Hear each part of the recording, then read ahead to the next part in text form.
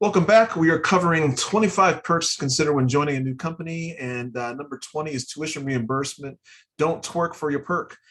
So before we get going, I want to encourage you again, as I always do, if you would just take a couple of seconds, it's free to do and doesn't take much time or effort for you to click the positive feedback mechanism that whatever is offered on whatever platform you're listening or watching this content on. Greatly appreciated. Lets the platform know that it's appreciated and helps them distribute it. And it's also just an encouragement to me. So thank you in advance for doing that. So we're going to jump right in and we're going to cover tuition reimbursement. So I think this is a great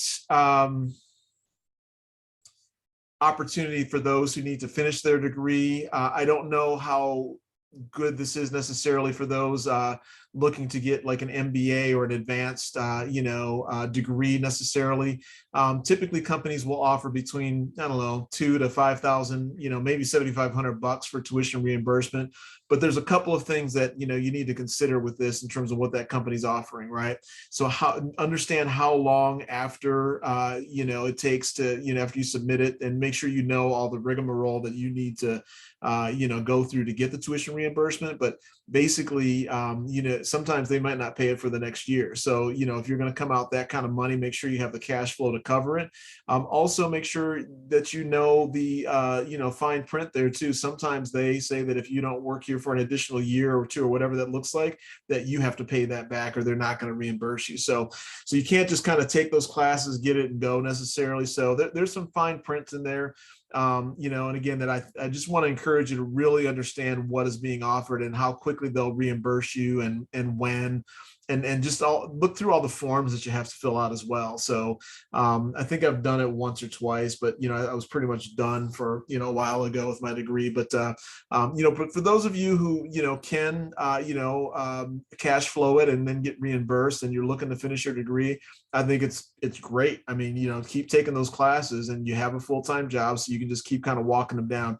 One thing that I'll also caution you is that, I applied for a big, I didn't apply, but I investigated and had a conversation with the director at a big university here in Michigan for the executive MBA. And when I went in and sat down with them, and just kind of reviewing what the costs were, what was offered, it was about 100, this is like, I don't know, 10, 13 years ago. It's like 120 grand for, 18-month program. And I just couldn't, justify that investment personally. I mean, it wasn't required for me to have my MBA to advance. I was in sales at the time as well. And so, and when we were talking over that tuition price, he's like, well, most companies have a tuition reimbursement. And I'm thinking to myself, it was like $2,700 at the time. I'm like, that is going to come nowhere close. And I can't see myself making that back.